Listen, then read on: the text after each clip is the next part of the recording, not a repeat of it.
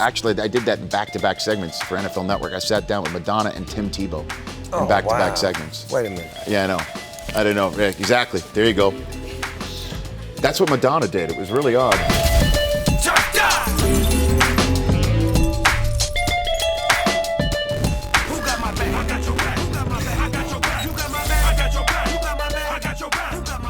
Welcome to Turfed Up. I'm your host with the most, Big Snoop Dogg, a.k.a. Coach Snoop. Sitting on the leather couch is my friend, the one and only the host of the Rich Eisen Show and the face of the NFL Network.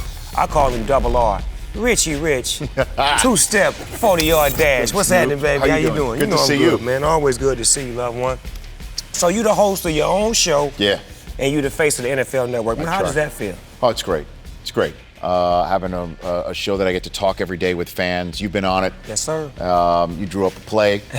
You drew up plays. You took phone calls. Yes, you talked sir. football, and you're awesome. And that's the type of show I want to have is folks like yourself, passionate about sports, passionate about the NFL, but obviously come from a whole different world as well. Do you have a favorite moment in your career or a day in your career? Wow. Well, with the NFL, you know, being at the Super Bowl every year has been incredible. I was there in the end zone when Eli hit Plexico Burress to beat the Patriots, and I was on the field when Larry Fitzgerald ran right up the middle against your Pittsburgh Steelers to take the lead late in that Super Bowl, the 2008 season, and then watched Big Ben throw the perfect pass. The ballerina when he... To San Antonio, like that. Well, I mean, you're putting both feet on the ground. You know, some people would have dispute. I seen that. Some people would dispute that both feet were on the ground, but you know, those are some great Super Bowl moments. Yeah. So about your 40 time. Yeah. What did you do this year? Well, I ran a little bit more than 6 seconds, Snoop, and you have been. I'm trying to coach you up. You're there for me. You're part of the very small but very important support group that I have. Mercer Day, do you have any fan questions for my guests? I do. I have a fan question from Pauls_to_the_wall. Who do you predict to go to the Super Bowl, and who do you predict to win? I think the Panthers are going to go, and I think they're going to win it all. These are a couple of random questions right here. Okay, sure. Dan Patrick or Chris Berman? Dan. Belichick or Walsh? I'll go Bill Walsh. Parcells or Carroll? Parcells or Pete Carroll? Are you talking to a kid from Staten Island? I mean, that's Bill Parcells all day long. Absolutely. Kid from New York. Calvin Johnson or T.O.? I'll take T.O. Give me Should some. he get back in the league or Give me what? some, man. Should they let him back in or Yes. what? Well, I mean, he came on my show recently, and he had like some zip-up hoodie on. And I told him I'd like to try that on, and said that without realizing that he had nothing on underneath. And he took that thing off, and let's just put it this way, he looked better without it on than me with it on. And he is, you know. A separate question. This is college football based. Sure. Are you happy with the college football playoff system? Yeah, nothing was worse than the BCS, Snoop. Oh, that was terrible. I mean, what fans sit around and say, I wonder what the computers are going to say today? You know, And who is the computer? And I you ain't don't never even met know the it. computer. Double R, Richie Rich Eisen, baby. He gonna get a 5-point-some on that 40 this time. Believe that.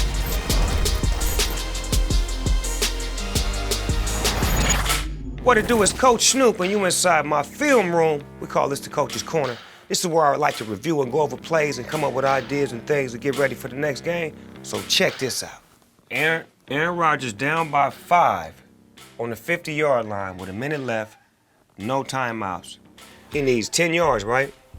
So this receiver right here, he's gonna run a curl at about 12 so he can sit in front of the 10.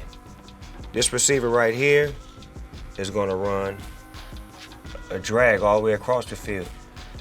This receiver right here runs a hard corner. This receiver right here runs an out route. And this receiver right here runs a deep. Aaron Rodgers should be able to have 3 seconds to look the field, check here first for the first. If that's not there, you always check to the guy right here. He'll have a linebacker on him. He can catch that and sprint upfield for that extra 5 yards to get the first down. It's a great play to call in that scenario. And on my couch right here, I have a very, very, very special guest. this Sundance Award-winning director, writer, and director of Creed, former college wide receiver, born and raised in Oakland, or is it Richmond? Born in Oakland. Born in Oakland. Yeah. So he is a Raider fan. We're gonna say that off the top, right? No, we talked about it earlier. He ain't no Raider fan? Don't do it. Well, ladies and gentlemen, give it up for Ryan Coogler.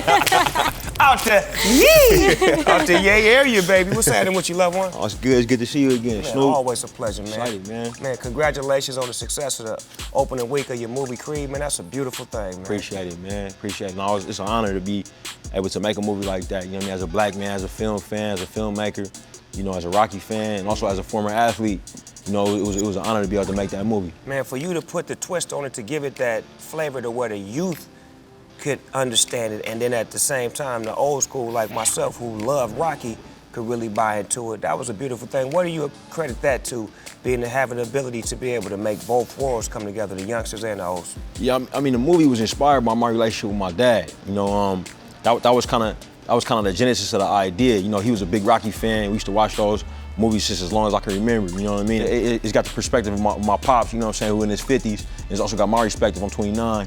You know, so I think between those two things is how I might connect with folks of all ages. Have you ever thought about doing a football movie? Man, every day, bro.